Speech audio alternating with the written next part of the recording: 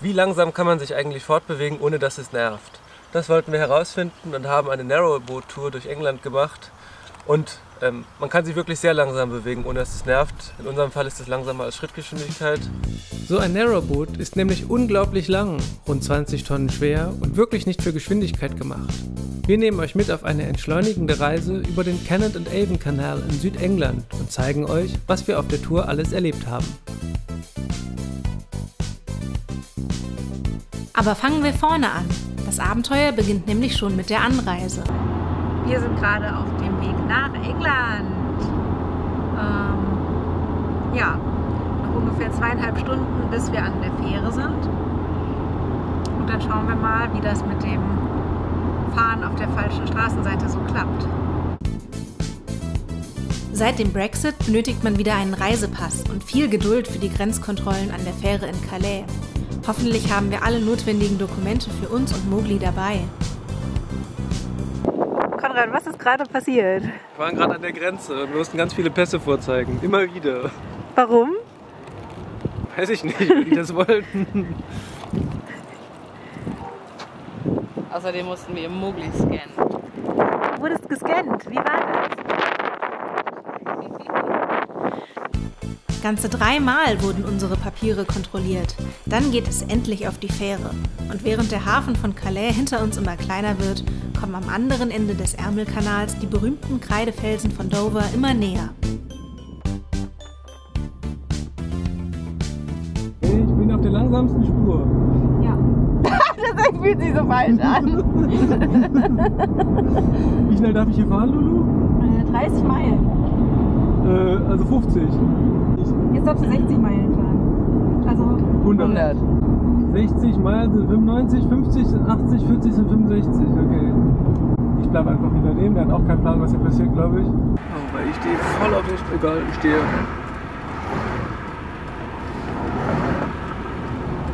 Okay, es geht weiter.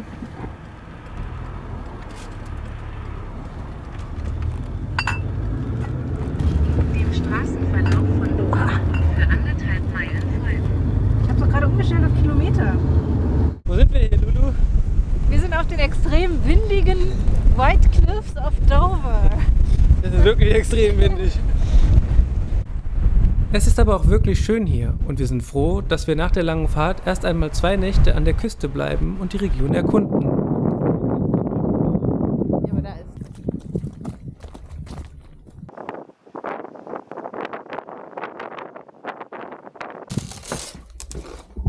Boah, das ist ja der Hammer. Das ist ja super riesig. Ich bin so froh, dass wir da sind. Hat ja auch nur lang genug gedauert, ne? Ja. Naja, jetzt geht es aber endlich aufs Boot. Sieht sehr gut aus. Das Abenteuer startet in Hilperton, von wo aus wir eine Woche lang über den Kennet and Avon Canal bis nach Bath fahren wollen. Dort versuchen wir herumzudrehen und wieder in Hilperton vorbei bis zum Cane Hill Flight zu kommen. Star der Reise ist unser Narrowboat. Diese langen, aber nur sehr schmalen Boote sind typisch für die englischen Kanäle und wurden etwa ab 1750 für den Gütertransport entwickelt. Da die Kanäle damals aber noch per Hand gebaut wurden, mussten die Boote so schmal wie möglich sein, damit sie trotz der engen Wasserstraßen noch aneinander vorbeikommen. Achtung, Gegenverkehr. Dankeschön. Heute werden sie als Hausboote genutzt und sind teilweise mit modernen Motoren, Heizungen, Toiletten und Küchen ausgestattet. Hallo.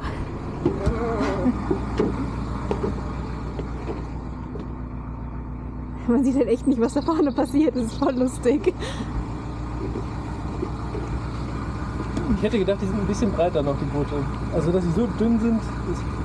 Dass man sich überall die Schultern stößt, wenn man hier durch den Gang durchgeht. Ja. Die Kanäle selbst verwenden aber noch dieselbe Technik wie vor 200 Jahren. Und Schleusen ist hier Handarbeit. Und? Wie läuft's? Super, weiter geht nicht, aber es ist lauter geworden und es wird voller.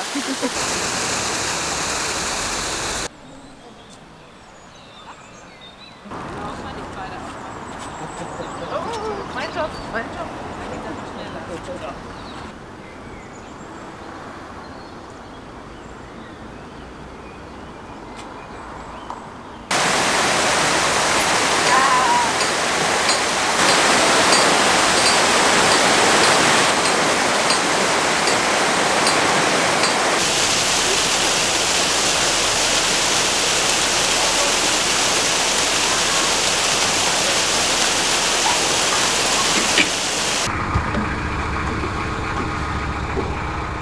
Und wie ist Bootfahren?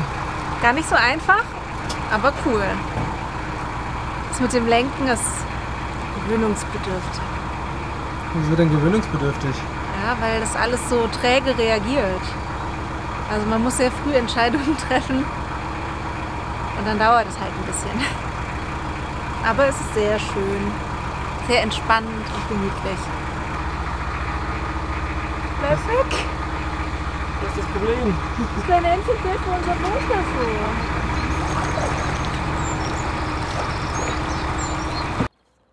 Für die sanitären Anlagen hat das Boot einen großen Wassertank, den wir regelmäßig befüllen müssen, was zwar an vielen Stellen des Kanals kostenlos möglich ist, aber ganz schön lange dauert.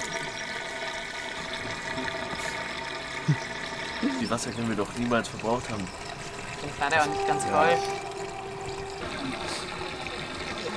Wie merkt man nochmal, dass es voll ist? Ich glaube, wenn es voll ist. Ach, ich hör's.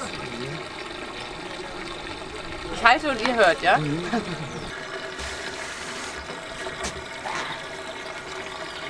Hat sich da gerade der Sound verändert? Nee, kein Stückchen.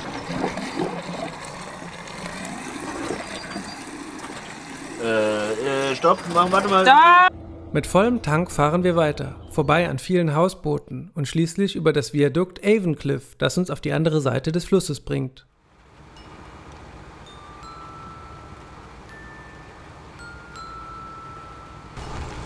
Wir sind in unserem zweiten Tag unserer Narrowboat-Tour. Wir haben wunderschönes Wetter, es regnet kaum und ja, es läuft ganz gut. Wir hatten leider schon einen kleinen Unfall. Einer von unserer Crew ist beim Aufsteigen auf das Boot abgerutscht und naja, es geht ihm gut, aber die sind jetzt trotzdem zur Sicherheit mal ins Krankenhaus gefahren. Vielleicht muss das genäht werden. Wir hoffen es zwar nicht, aber mal gucken. Genau, wir fahren jetzt gerade mit unserem Boot einmal nach Bath, um die beiden dann wieder abzuholen. Zum Glück ist es aber keine schlimme Verletzung und wir können am nächsten Tag wieder mit der ganzen Crew weiterfahren. Trotzdem zeigt es, dass man mit so einem Boot vorsichtig sein muss und nichts Unüberlegtes tun sollte.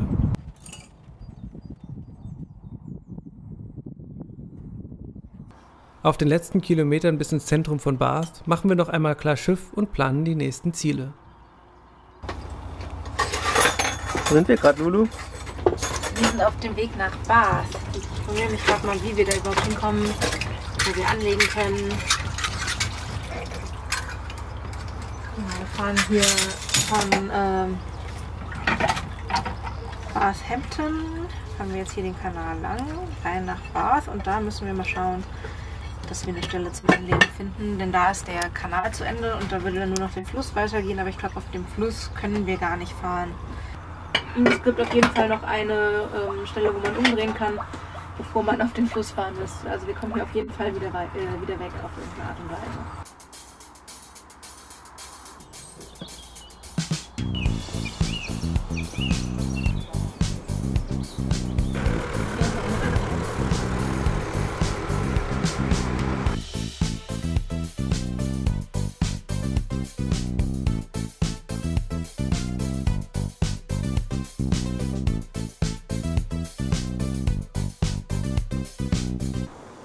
Die kleine Stadt Bath liegt im Südwesten Englands und ist als Kurort vor allem für die heißen Quellen bekannt. Schon die römischen Besatzer erbauten hier vor knapp 2000 Jahren luxuriöse Bäder, die heute noch besichtigt werden können. Hierfür sollte man aber genügend Zeit mitbringen, weil das Museum sehr groß ist und es einiges zu sehen gibt. Wie gefällt es dir so in den Bädern bisher? Ich finde es interessant, aber es sind viel zu viele Menschen.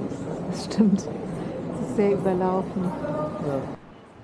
Auch die Altstadt von Bath ist gut erhalten und lädt mit seinen vielen Cafés, Restaurants und historischen Bauwerken zum Verweilen ein. Uns hat vor allem die Pulteney Bridge mit dem eindrucksvollen Wehr gefallen.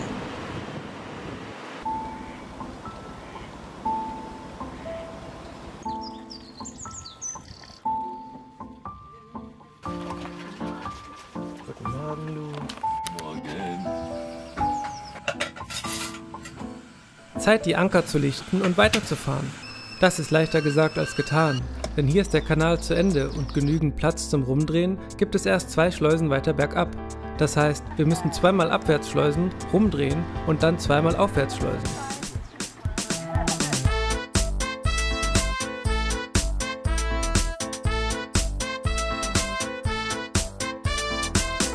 Obwohl wir die Strecke nun schon kennen, ist die Rückfahrt nicht langweilig, denn wir müssen unzählige Brücken zur Seite schieben und Schleusen bedienen.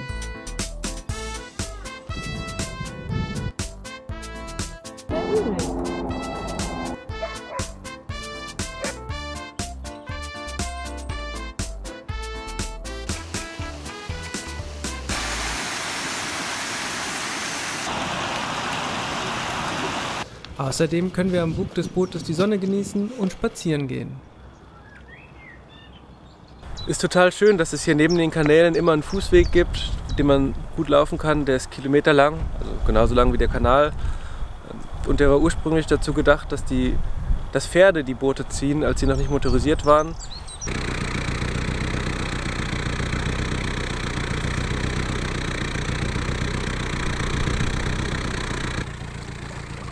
So schnell kann es gehen. Heute ist schon unser letzter Tag auf dem Narrowboat. Unser Tagesziel ist der Cane Hill Flight, eine beeindruckende Schleusentreppe. Allerdings haben wir direkt morgens schon mit widrigen Wetterbedingungen zu kämpfen. Wir tuckern jetzt gerade hier den Kanal entlang und wir sind leider extrem langsam. Ich weiß nicht, ob das gerade daran liegt, dass wir sehr viel Seetang in unserer Schiffsschraube gefangen haben oder ob es daran liegt, dass wir ein bisschen Gegenwind haben und unser Boot einfach nicht schnell genug ist, um gegen die Strömung anzukommen. Ich glaube oder ich hoffe, es ist eher Zweiteres. Sonst muss nämlich gleich jemand in diese kleine Klappe da unten reinklettern und versuchen, den Seetang daraus zu fischen. Auf der Etappe müssen wir außerdem noch viele Drehbrücken und Schleusen überwinden. Das kostet Zeit. Tine und Mowgli sind schon mal vorgelaufen, um die restliche Strecke auszukundschaften und kommen mit schlechten Nachrichten zurück. Gut 1 Stunde Fußmarsch von hier aus haben sie den Cane Hill Flight immer noch nicht erreicht. Dafür liegen aber noch jede Menge Schleusen vor uns.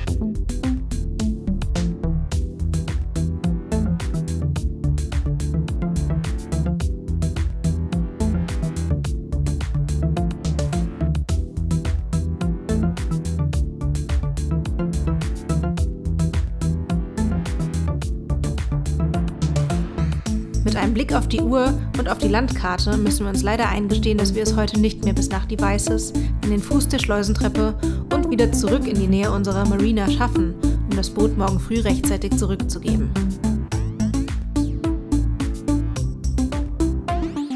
Trotzdem war die Zeit auf dem Narrowboat ein echtes Abenteuer und wir sind froh, die Reise gemacht zu haben. Wir hoffen, euch hat das Video gefallen und würden uns über ein Abo freuen.